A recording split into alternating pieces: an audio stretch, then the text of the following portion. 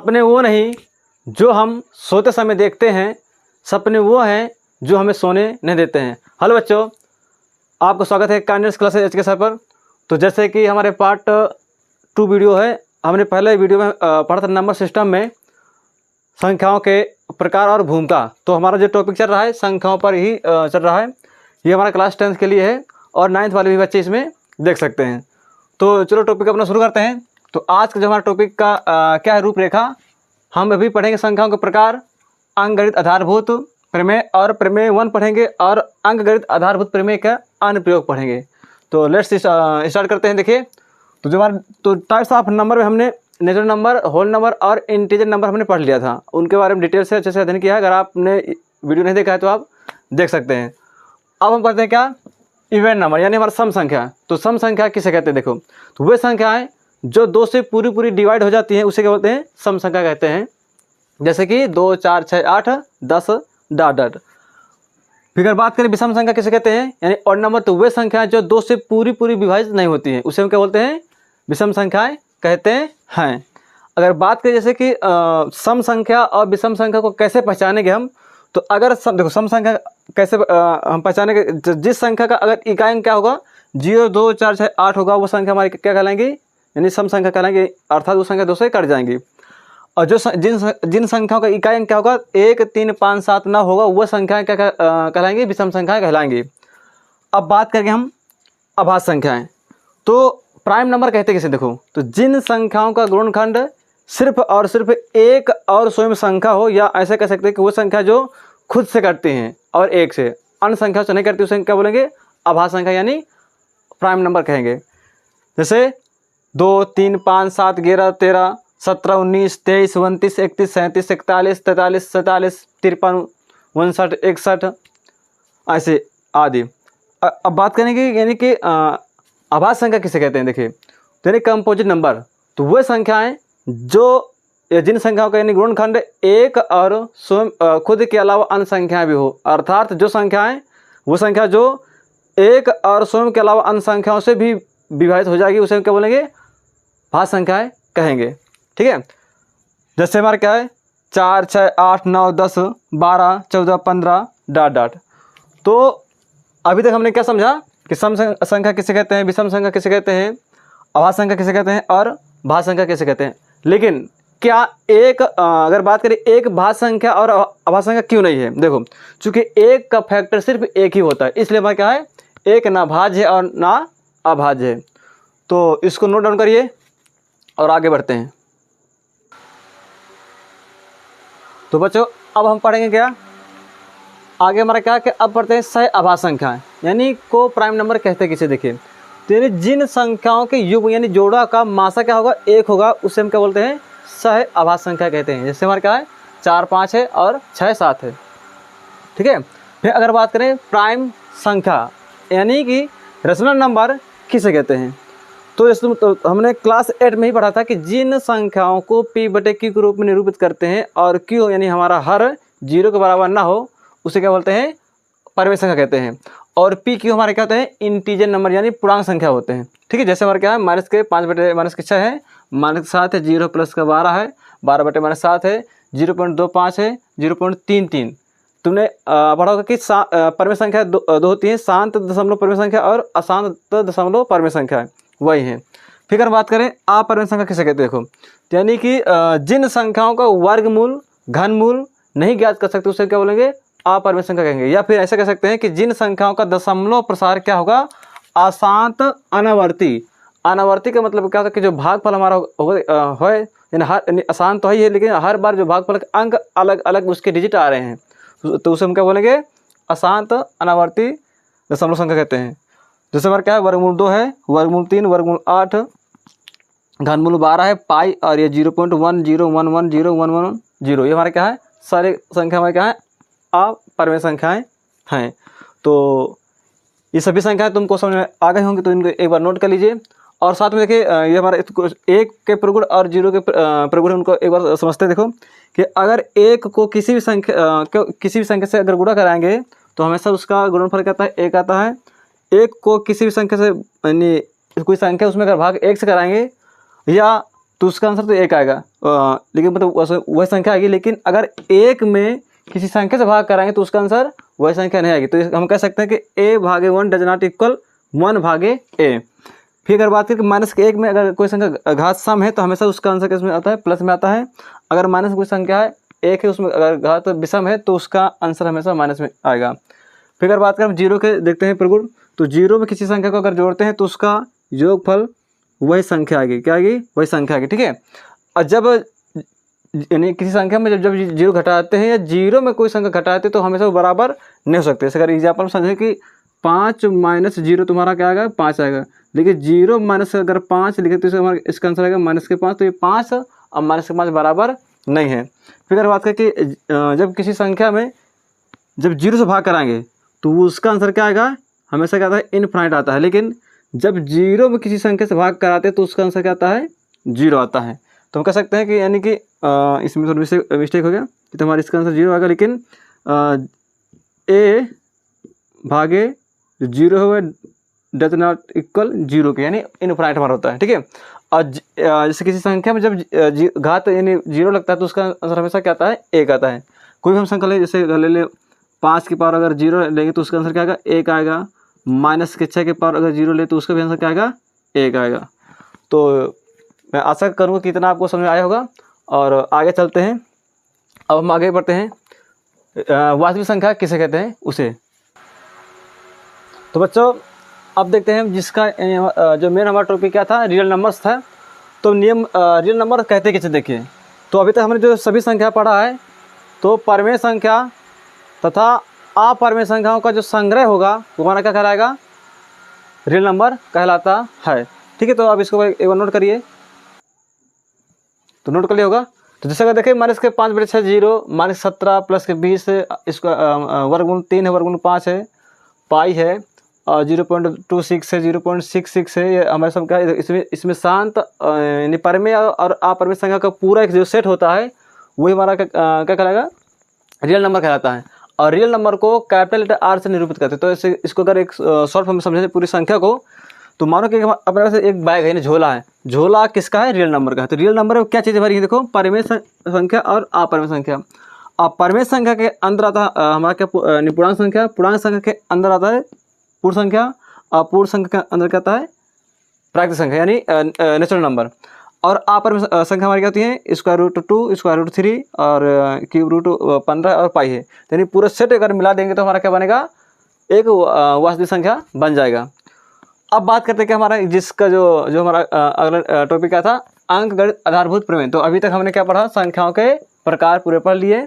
प्राकृतिक, पूर्ण, पूर्णांक, परमेय, अपरमेय, सम संख्या, विषम संख्या, सही आभास संख्या, भाज्य संख्या, आभास संख्या और रियल नंबर भी हमने पढ़ लिया।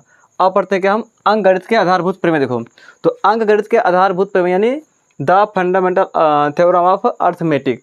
ये क्या कहता है? देखिए कि कहता है कि कोई भी धनात्मक पूर्णांक p अभाज्य होता है यदि p डज नॉट इक्वल 1 है और p के धनात्मक भाजक क्या होंगे? 1 और p है। तो कहने का मतलब क्या? देखो कि ये जो हमारा जो धनात्मक पूर्णांक है वो क्या होगा? p। वो क्या होगा? अभाज्य होता। कब अभाज्य होगा? जब उसका यानी p हमारा 1 ना हो, यानी जो पूर्णांक हमारा p है वो 1 ना हो और p के क्या हो यानी जो भाजक है इसके फैक्टर कह सकते हैं 1 और स्वयं p हो सकता है। एग्जाम्पल के लिए हमारे पास 2 है, 3, 5, 7, 11। अब इसी में जैसे अगर समझे हम कि धनात्मक पूर्णांक क्या? देखो, तो जो हमारी पॉजिटिव इंटीजर नंबर ये हमारा क्या हो सकता है? ये तो भाज्य हो सकता है या फिर अभाज्य संख्या हो सकता है। देखो, अगर चूँकि जैसे अगर अभाज्य संख्या है तो अभाज्य तो 1 और स्वयं से कटेगा। लेकिन अगर भाज्य संख्या है तो इसका हमको फैक्टर करना पड़ेगा। अब फैक्टर किस में करेंगे? अभाज्य संख्या में करेंगे। तो इसी से हमारा एक टॉपिक आता है मतलब इसी में संख्या से पढ़ते हैं, यानी गुणनखंड एक होता है वृक्ष। गुणनखंड वृक्ष एक विधि है संख्याओं का फैक्टर करने का। ठीक है। तो इसी को हम किसके माध्यम से समझते हैं? देखो, तो जैसे संख्या अपने पास क्या है? 500 है। तो अब 500 को हम क्या करना है? इसका फैक्टर करना है। देखो, 500 हमारा क्या है? एक भाज्य संख्या है। तो 500 अगर एक भाज्य संख्या है तो इसको हम इसको और तोड़ेंगे। ठीक है। तो इसको हम तोड़ते हैं 2 संख्या के रूप में। तो जैसे इसको मैंने तोड़ दिया 100 पंचे, अब 100 हमारा क्या अविभाज्य संख्या है, तो अगर भाज्य संख्या है तो उसको और तोड़ेंगे। इसको मैंने तोड़ दिया 20 पंचे 100, देखो 5 यहाँ से हमारा 5 तो हुआ अनिभाज्य संख्या, लेकिन मैं इस 20 को और तोड़ सकता हूँ, 4 पंचे 20 और 4 को और तोड़ेंगे तो 2 दूनी 4। तो कहने का मतलब यह है कि देखो कि अगर P भाज्य संख्या है तो उसको हम अभाज्य संख्या में तोड़ेंगे। यही कहने का मतलब जो अंकगणित आधारभूत प्रमेय का कहने का मतलब यही है कि अगर संख्या अभाज्य संख्या है तो उसे तो हम सिर्फ एक और स्वयं इसे कटेगी, लेकिन संख्या अगर भाज्य है तो उसको अभाज्य संख्या में हम तोड़ सकते हैं। और ये हमारा क्या होता है, जिसमें जो संख्या शाखा के ऊपर शाखाएं निकलती हैं इसे बोलते हैं अभाज्य गुणनखंड वृक्ष विधि, जिसके थ्रू हम संख्याओं को अभाज्य संख्या अभाज्य गुणनखंड के रूप में लिख सकते हैं। तो अगर बात करें हम 500 जो हमारा आया क्या है, जो इसका फैक्टर क्या हुआ, 2 गुणे 2 गुणे 5 गुणे 5 गुणे 5। और ये कहता है देखो फिर संख्या कहता है कि जो अभाज्य संख्या में जो इसका फैक्टर हुआ है उसको हम घात के रूप में भी लिखना है, जो संख्या समान होगी। तो इसे अगर इसमें देखें कि 2 हमारा 2 बार फैक्टर है तो इसको मैं 2 के पावर 2 लिखूँगा और 5 को हम लिखते हैं कितने के पावर 5 के पावर 3। यही हमारा क्या है, अंकगणित आधारभूत प्रमेय है। तो इसे नोट करिए और आगे बढ़ते हैं।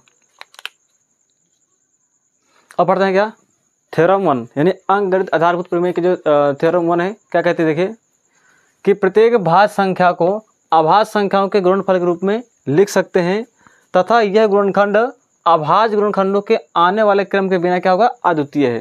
तो कहने का मतलब कि कोई संख्या भाज्य है तो उसको किस में लिखते हैं, उसको अभाज्य गुणनखंड के रूप में लिखेंगे और वो जो संख्या होंगी वो एक क्रम में होंगी, चाहे आरोही में हो चाहे अवरोही में हो।